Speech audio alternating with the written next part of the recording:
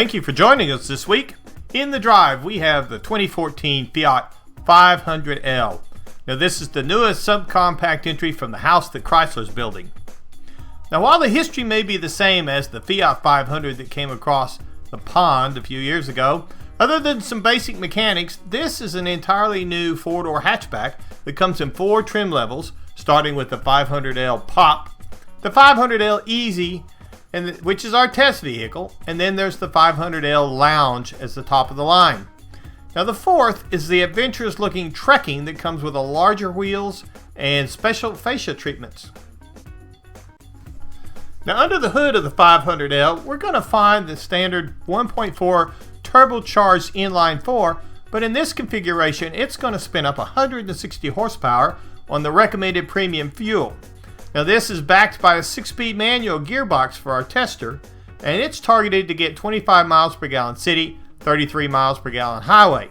But there is a 6-speed twin clutch automatic that's available, and that's targeted at 24 city and 33 highway on the miles per gallon. Looking at the interior of the 500L, we can see that there's several two-tone cloth material options for the interior, as well as leather that's available on the lounge trim. Now the controls are simple and straightforward with easy grip pulls and handles, and the gauge package follows the same straightforward design, but it's interesting that it has a speedometer that shows 160 miles per hour. Now we're not sure it'll do quite that, but it might be interesting to try under the right circumstances. The digital support screen is not as detailed as other systems, however it's easy to manipulate it from the steering wheel controls.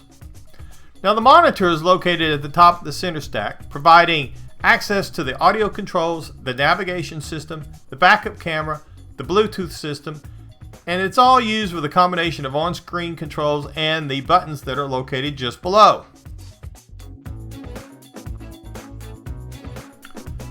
Below the monitor, there are 3 large knobs that manage the climate controls. Now the center console, what there is of it, has a 12-volt power outlet as well as a pair of drink holders that may be a bit of a reach for the driver.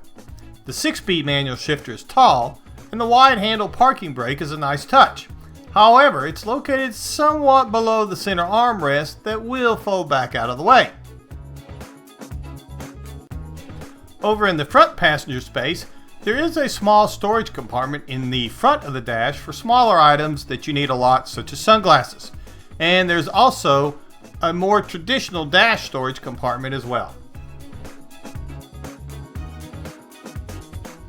Looking at the rear seating area, we're going to see some additional storage and drink holders built into the door panels that continue with the same two-tone color scheme.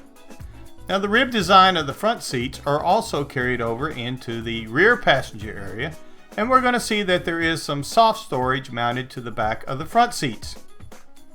Now the bench seat is actually a 60/40 folding configuration, and it's released from a lever on the base of the seat, which allows the back to fold down. Now to restore it to normal use, simply pull the seat back upright and lock it into place.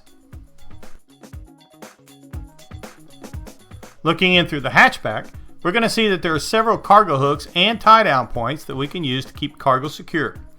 Now in addition, we're going to see that there's some open storage compartments as well as some small net compartments that will hold a variety of small items. In addition to the storage compartments on the left side of the cargo area, we're also going to see that there is a 12-volt power supply and a convenience light as well. The removable floor panel actually lifts up to show that there is some additional dry storage located down underneath. The unique styling lines of the 2014 Fiat 500L brings in some nice projector headlamps that are easily identifiable as being one of the 500 series. Rolling on some nice 16-inch wheels or even the optional 17s, the 4-door hatchback brings in 42% more interior room for consumers looking for a subcompact that comes nicely equipped and it can be fully loaded. We did make a run up Interstate 45 from Houston to Dallas, and we can say it will run out on the interstate. If you get a chance to drive one of these nice vehicles, we highly recommend it.